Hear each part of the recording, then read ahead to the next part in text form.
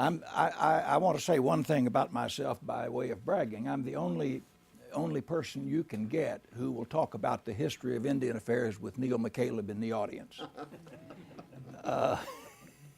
I don't know how many times I've called Neil and said, Neil, how many really self-sufficient tribes and so on, every time we write a grant proposal, every time we do anything involving Indians, I always say, if you're not in touch with Neil McCaleb, you need to walk this by him. You got to slip up on him because he's drawn way too many ways. But he's got a weak spot. If you know exactly how to approach him and convince him that it's going to really help some people, he will move in and work with you. Neil's used me many times when he was a chair of the presidential commissions. He brought me back to Washington long after I thought I had retired. And Neil, have you seen this book, the National Council on Indian Opportunity? No, you told me about it. Yeah, Quiet Champion of Self-Determination. Tom Britton, a University of Texas historian, it's a superior book, just out. Neil is mentioned on page 242, so you don't need to worry about that. That's the they tell a story about John Kenneth Galbraith, who had written a book, and he met a famous economist, and he told him about the book, said, have you read it? And the guy said no, and he said, you're mentioned, of course, and that pleased him. This is a story of what happened. What Elizabeth wanted me to do today, if I'm not mistaken, is talk about the seeds that finally found fruition in 93-638 that President Nixon signed. I want to tell you this about the transition between Nixon and Johnson. Indian affairs have always been a political football. Haskell's going to be a tech school. No, Haskell's going to be a prep school, and so on and so forth. Every new administration in the old days used to reinvent Indian policy and reverse it. Isn't that right, Mr. Chairman? President Nixon came in. I was the executive director of the National Council on Indian Opportunity, having been hired by Spiro Agnew. As Neil said, I tried to turn the job down. I was at too low a rank to say no to a vice president. And I wound up down there, and I'll tell you why I didn't want to go in a minute. But I'm going to back up and loop back to this, but I'll just tell you how this happened. When we lost the election, Hubert Humphrey ran for president and lost.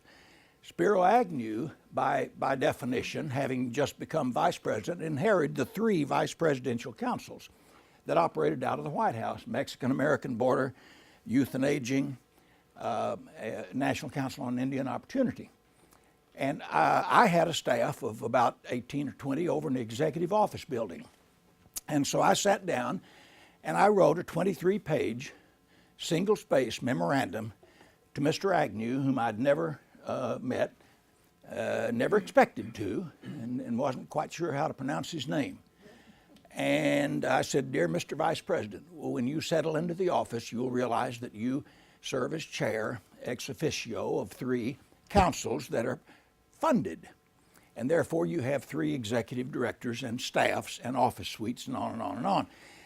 And I said, I was serving under your predecessor, and I want to leave this memo, and I sent it to him. The memo basically said 2 things. Please don't mistake my staff as partisan. My boss, Fred Harris, whom I came with, was at that time national chairman of the Democratic Party, so there wasn't any way I could fly under the radar. I had a great big red D. You know, you talk about the scarlet letter. I had a huge D right on my forehead. And so I knew that there was no way in the world that there was anything that Mr. Agnew would do except just move ahead. But I did want to say, I told him, I said, truthfully, I've not asked a single person on the staff what their affiliation is. I don't know if they're all Democrats or if they're all Republicans or if they're independents or what they are. I do know that each one is the best that I know of in the nation in her specialty or his specialty. And so I would beg of you to please evaluate them as individuals. Because what typically happens when an administration changes, especially the Republicans that had not had the White House for so many years, they sweep them out. Those who are presidential appointees that don't have civil service protection, there's no reason to keep them. They're at a policy level. They need to be sensitive to the policies of the people that are going to enforce the policies, and there's reason for that, and it's logical. And then the rest of my memorandum, I said I'll divide our programs into three types. One is programs we're involved in now. If they are politically objectionable to you and you wish to abort them, here are the costs here's what it will cost to do that. The second category is in what we call our 5-year band analysis, things we had hoped to do within the next 5 years. And if these are politically offensive to you and you wish to abort them, it will cost you nothing except staff planning time. And then there's a third category, dreams, the day when there'd be no Bureau of Indian Affairs. We have planning only in those, and they're free if they're offensive to you politically. And so I went back to the BIA. And all the while I've got this job offer from the University of Oklahoma, which I badly wanted. And they'd even come up, the provost had come up, Pete McCarter, and brought me a card. I was official. And so I'm over at the Bureau trying to get to Norman the best I can. And the phone rings one day, and my secretary comes out and said, "Bill, the vice president wants to see you." And I thought, oh, yeah, that's old C.D. Ward. C.D. is a kind of a ski bum who worked for Vice President Agnew, and C.D.'s from Tulsa. And I knew him well, and I thought, well, how dare C.D. Ward to summons me, through a secretary. So I said, okay, tell him I'll go. I don't have anything to do anyway. Tell him I'll come over and see him. So I started over, and I went in a sporting goods store and window shopped a while. And it was about 8 blocks. And I ended up 45 minutes later wandering in. I said, "Hi there, C.D. You fool, where have you been? Agnew's upstairs waiting for you, and he's been cooling his heels all this time." Holy smoke, the secretary had it right. So they take me in to see the great man. And I thought, wow, what's he going to do to me? And he said, "Mr. Carmack, I've read your memo, and it's full of good Republican philosophy." And I said, "Well, I didn't know that, but I'm glad." I said, "I don't think that Indian affairs are political, particularly, and never have." He said, what he said was this. He said, "I've already hired my new executive directors in the other councils. I hired people that I knew and worked with in Maryland. There aren't any Indians in Maryland, and I do not know what to do with this council. I want to do a good job with it, and I am without ideas, and I need you to stay on." And I thought, well, I can't do this. And he said, I said, "Sir," I said, I don't want to offend you, but I need to tell you something about myself." And he laughed. I've always loved Agnew. He laughed and he said, "Let me guess, you're going to tell me you're a big Democrat, that you came up here with Fred Harris," and so on and so forth. And I said, "Yes, that's exactly what I was going to tell you." And he said, "Well, let's say that you're a surgeon in Oklahoma City, and I'm traveling through as vice president, and I have a serious accident, and I come before you as a subject of your efforts. What would you do?" And I said, "Well, I'd do the best job I could as a professional surgeon." And he said, Can't you do that? Do you have to agree with everything we believe to do the best job you can?" And basically I said, "Well, sir," I said, "I am out of ideas. If you're hoping to get a new initiative out of me, there isn't one. We're doing all I know to do, except more of the same." And he said, "We're going to rename it and continue." And that's exactly what we did. President Nixon wasn't quite so generous in his perception of staff as Vice President Agnew. So Agnew, and did I ever tell you about my visit with Nixon? I got another call. Things weren't fully settled yet. Agnew needs to see me again. So I go back over. He says, "You and I are going over to the White House." "What?" He says, "President Nixon wants to visit with you." Well, you know what happened. He checked on who Agnew's key appointments were, staff-wise, and somebody on Nixon's staff saw this guy, you know, who had this big red or big blue D, and so the president wasn't entirely sold that that was the smartest appointment Agnew could have made. And so the two of us went in, and there sat President Nixon.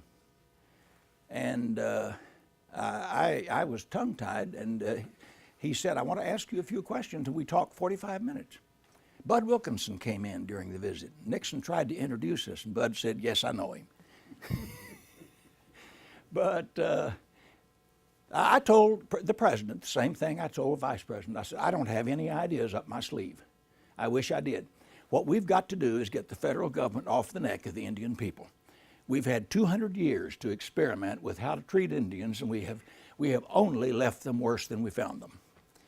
And I don't know what more we could possibly conceive to do other than to reverse our course and transfer policy and transfer operations and transfer money to Indian people. We have treaties that commit us to the provision of certain things, but that is not the provision of the conduct of services. That's the funding of the services. It's one thing to provide an educational opportunity. It's another thing to interpret that to mean you have to do all the teaching. And so what I was envisioning, Neil, was to abolish the Bureau and have a small, working out of the Vice President's office, have a small contracting agency with contractors, with lawyers and others to work contracts in the various programs the Bureau provides. How did we get the notion of self-determination? No one owns it. I just read Clyde Warriors, the biography of Clyde Warrior, and Clyde thought he owned it, but he didn't. Woodrow Wilson, I don't own self-determination. Neil doesn't. If anyone did, it would be Neil, but he doesn't. Woodrow Wilson at the Treaty of Versailles, the Americans were talking about self-determination for the conquered European nations. Self-determination is an attractive goal. I was part of the formation of the Human Relations Center at the University of Oklahoma. We were born to work in race relations. The year was 59. We had had about 5 years of the Brown versus the Board of Education decision behind us, and we had not made any substantial inroads whatsoever in integrating the public schools of Oklahoma. And three of us, a professor of philosophy and an educator and I from the communication department, sat down together and said, you know, the university owes the state a responsibility for leadership here. We're never going to integrate. We're never going to come into compliance if we don't do something. So we started with workshops, credit-bearing workshops, three hours credit, got a lot of teachers, superintendents renewing their credentials, people working on the 60-hour certification program, superintendency. And we did that about 2 or 3 years, and the need was absolutely overwhelming. People wanted us to come to local communities. We went to Oak Mulgee and held a workshop for all the teachers and so on. And that was our mission. LaDonna Harris, whom I did not know, called one day and said, I have been reading and hearing about all of the things the university's doing in the African American community, black community, and I don't know why you people aren't doing anything at all to help Native Americans, or American Indians, she would have said, Indians. And by the way, I'll say Indian and American Indian, if you don't mind. But I said, well, the Indians are all right. They don't need anything. Bill Keeler's an Indian. Will Rogers is an Indian. What are you talking about? So she took me on a tour. We went over to the Cookson Hills where the roads don't go, and we saw some Cherokees who were full-bloods. We went down to Faxon and Indiahoma, and we saw some Kiowas and Comanches. We came away, and I was so profoundly moved, I said, we will never, ever, ever again build a program without including Indian programming. What to do? She arranged for me to come down to Lawton, and I met with a group of Indians. I met for 2 years with them, once a week, every Monday night. And they gave me an education. And I learned something real quick. About our third meeting, they didn't want Kiowas there. They were afraid Kiowas would take the meeting over. So we had only Comanches at that time. And they were telling me what all they needed and what their problems were and so on. And I said, well, here's the transaction. This university is your university. And we owe the people service. Now, here's the thing. I don't know anything about what Indians need. I do know something about our resources. So if you take the responsibility for goal setting and tell us what you need and want, I'll then honestly tell you whether I think we have any resources that would in any way help you. And then we'll have a marriage. Ortho Porton of the Bureau of Indian Affairs walked in the door the third week. And the atmosphere just was completely changed. Mr. Porton. And he got up and felt called upon to give a presentation. Now, one of these men was a painting contractor, one of the Comanches. Robert Coffey was there, Ned Timbo, you know some of these names, Neil. And Mr. Chairman, you probably do too. And some of these were shrewd people. They were businessmen. Mr. Porton, from the Bureau of Indian Affairs, folded out a threefold easel, which was a check. And he said, now, tonight we're going to learn how to write a check. Now, this is where we sign. Oh, man. Well, two things. Number one, it was abysmal waste of everybody's time. And number two, everyone fawned over him and thanked him profusely. And he left thinking that he had just done perhaps the finest day's work he'd ever done. And I realized we cannot mix the Bureau with self-determination. So I went up to see Will Pittner, the area director, and I sat down and I said, Mr. Pittner, this is embarrassing to ask you, but the long and short of it is we don't want any of your people to ever come to any of our meetings because they poison the atmosphere. They suck the oxygen out of the room, as everyone is saying today on the political scene. Are we through? No, sir, we're not through. And speaking of sucking the air out of the room, gosh, that's a segue I couldn't resist. I just wanted to, as a point of time, I know there are a number of people who might have an appointment after. I just wanted to do a quick, press a quick pause, maybe offer, how many do you need to go? I've got a couple have to go. Well, please do. I'm sorry. I got to reminiscing, and I'll really say something worthwhile. Dr. Carmack, it is not you. It is us. We recommend. Well, I think we should let people who need to leave, and the rest of us will stay. See, I'm sorry to ask my leadership. Thank you. And thank you so much. And if you're very smart, you don't have to tell why you have to leave. Now's your chance. No, it's. I'm gonna really condense this. No, sir. No, you've got time. All right. I just was managing. I knew there were folks that had appointments. Well, in Indian country, tribes know what tribes do. And pretty soon I got a call from the CNA over in Watauga, Cheyenne Arapaho people, and they said, we don't get it. How come the university is spending money down, and we weren't spending a penny, by the way. Good community developers, as everybody in an ag school knows, do not pick the goal at all. And so they said, why don't you help us? And we said, we don't know what you need. So I was going to come over. I took a blank sheet of paper and I walked into the room. It was a meeting like this. I threw it out and I said, you invited me over here 2 weeks ago and I've planned what I wanted to say to you. And then all the way up, I kept thinking all the way, what do we want to talk about? And here are my notes. Of course, I had nothing, and they started laughing.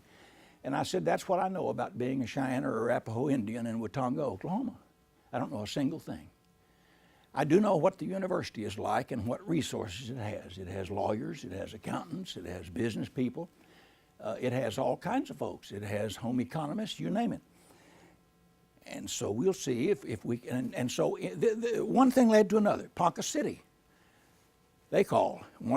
Now here, we're getting spread thin. Nobody's getting a dime for any of this. The faculty members that are going with me when the subject matter is such that they can be helpful are going as volunteers. We're buying our own gas. There are no federal grants. We're talking the late 50s. There are no federal grants at all. And so I came over to OSU, and I got a hold of Les Krebs and Fred Toole. And I don't guess any of you remember those guys, but Doug Toole's the son of Fred. And I sat down and I said, you guys, here's the deal. There is an Indian community that has been basically left out of community services by the county, by the state, and by the city. And they need someone that they can turn to draw on the resources of OSU. And I don't know what the subject matter is they'll need.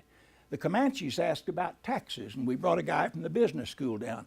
Then they asked how come their kids were all dropping out of school. We brought an educator down who taught them about school boards and pressure points and how to put pressure on superintendents and so forth. I don't know, but I do know there will be some things that OSU can do to help them. They picked that program up, and that's the way we did. OSU and OU were partners in the whole thing. Well, fast forward, I went to Washington with Fred. One night, and Fred's wife was a full-blood Comanche, LaDonna. And Fred's maiden speech, and back in those years, Ted Cruz wouldn't understand this, but back in those years, you didn't speak as a freshman senator. You waited until the second year, and then you told everybody in the body that you were going to speak. It was a big formal deal. So Fred got ready to give his maiden speech, and he said, Bill, I'm going to talk about federal Indian policy. So we went out and got everybody around, and they all came. And so Fred became kind of a guru on Indian affairs in the Senate, the go-to guy. Say Senator Yarbrough didn't know much about it, maybe in Texas, but he's a person of goodwill, and an issue arises, he picks up the phone, hey Fred, what do you think about it? And so Fred and LaDonna sort of became hill celebrities on federal Indian affairs. One night, and we were sending Udall memos about, I'd say twice a week. Long memos saying, you're screwing the Indians, you know. We would put it differently, but we were pretty hostile toward the Bureau of Indian Affairs, and with cause. So Fred said, let's do better. And Stuart would not answer some of our memos, Secretary Udall. Fred said, I know what let's do. Let's have a little party at my house, and we'll have Ed Edmondson and Ed and June. Ed was our ranking majority member of the Indian subcommittee on the House side. Wayne Aspinall was the chairman, but we didn't want Wayne Aspinall to come into Fred's house. So we had Ed Edmondson and his wife June, and Fred and LaDonna, and my wife and me, and the Udalls. It snowed that night, and the door opened, and the Udalls were the last to come in. And Stuart came in, and he had his big overcoat on, snow all over it, and he started brushing it off. And he said, what do you think we ought to do about Indian affairs? And Lee Udall, his wife, said, Stuart, you promised me faithfully on the way home that you wouldn't spoil the cocktail party by talking about Indian affairs. He said, honey, look at the room. What do you think we're doing here? And he said, look, I know about your Oklahoma. Lee Udall came to Oklahoma to study some of these programs. We did all kinds of things. When the Comanches decided, for example, that they'd drop out at the 8th grade of their students, they wanted me to go talk to the superintendent. That's not good community development. No, I said, you will. See, I don't have a child in the school, and my kid didn't drop out, so I don't really have any status. But you're a mother. And so we'll role play, and we'll talk, and we'll decide how it ought to go, and then I'll drive back to Norman, and you call me when you've had your meeting and tell me what happened. And that was the philosophy we had, and we owe that to Ag Extension and the other Bolin and Beal and all the literature in community development that I believe so deeply. So I went to Washington fully convinced that the BIA was inhibiting Indian development. There was a time when it was serving, but that time had passed. There was a time when there were no Indian lawyers, but Vine Deloria once said, if you shot a bullet straight up in the air anywhere in the United States, you'd hit a plane full of Indian lawyers on their way to a meeting. And so there was a lot of talent in Indian country, and it wasn't going to blossom, and it wasn't going to flourish in a vacuum. They needed real things to do real things to think about, not ceremonial. And so I went to the Bureau with that in mind. Stuart came in that night and he said, all right, he said, and he cut the conversation real short. He said, I've read all your memos and I know what you want. You want the Bureau to convert to a community development model that takes the power out of the government but keeps the money, sends the money to the Indian people, and they run their own affairs if they wish. Now, if they want the status quo, of course it'll always be available. If they want the Bureau to come in and do this, yes, we'll do this in perpetuity. Stuart said, Bill, I am counting on you to come down and join me. Wait, I'm Fred's AA. This was right out of the blue. And I said, well, Mr. Secretary, blah, blah, blah. And he said, then I want this understanding from this group. I either want you to come down and help me do this because I'm on board. I believe what you're saying, and Lee believes it too. I either want you, and this is a quote, I want you to either come down and help me or never write another memo. I cannot use your advice any further. Now, I can use your help. And that's the basis on which I went down to the Bureau. When I went to the Bureau, they told me to be in my office at 8 the first morning. The office is about this size. Celine Gifford's office, you know. I took Celine's office. She retired. She had a Jerome Tiger print. I'd been up there numerous times when I was Fred's AA. She had beautiful furnishings and so on, Indian motif. I loved it. I walked in. There was no carpet, cement floor, no furniture except one broken cane chair sitting in the middle of the room with a small scarred secretarial desk and a phone on the floor beside it. And they said, that's your office, Mr. Carmack, Mr. Commissioner. Here's where you office. So that, I did not go into the Bureau because it was the choice of the Bureau people. I called the 8 area, the branch chiefs together, and I said, you all, I said, I just can't tell you how profoundly grateful I am to you for deciding to redecorate the office like this. But I said, here's the thing. I don't want you to spend a lot of money. I know that's what you're doing because I can see you've got the job half done. And I know you're working on drapes and all, but listen, I knew all about Celine's office. I knew where that tiger print was. I knew where Seburn's statue was. And I'm going to go down to the cafeteria, and I'll be back in an hour. And I hope to walk into Celine Gifford's office. And so I had tough going with the Bureau the whole time. Basically, what we did was go to the tribes and say, under the Buy Indian Act, Neil tells me it was legal, and I did not know that. But we went to the tribes and we said, here's the thing. We've got a little dab of housing money. And my view was you start contracting with quantifiable stuff. Don't contract counseling. Don't even contract education first. We're talking now the tribes had not done any of this, Mr. Chairman. They hadn't done any. So I said, now, housing, quantitative output measures are houses built. It's not that complex. Quantitative input measures are personnel and dollars. And you ought to be able to figure what the Bureau did last year on your reservation. How many people were employed? How much money was spent? We're talking about the secretaries. We're talking about the typewriter they use. We're talking about the motor pool vehicles.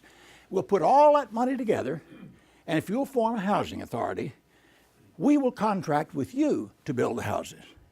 Now, you won't have to build the daily ready-cut house that we build. You won't have to build the all-purpose 3-bedroom, bath and a half that we buy the lumber from Iowa for. You'll be local people. You can contract with your local people and so on. And if you feel that, if you choose to do this and you feel that we are taking advantage of you in the new budget, then we'll give you a cop-out clause. You can retrocede the contract at any time. We'll bring it back in just like it was before.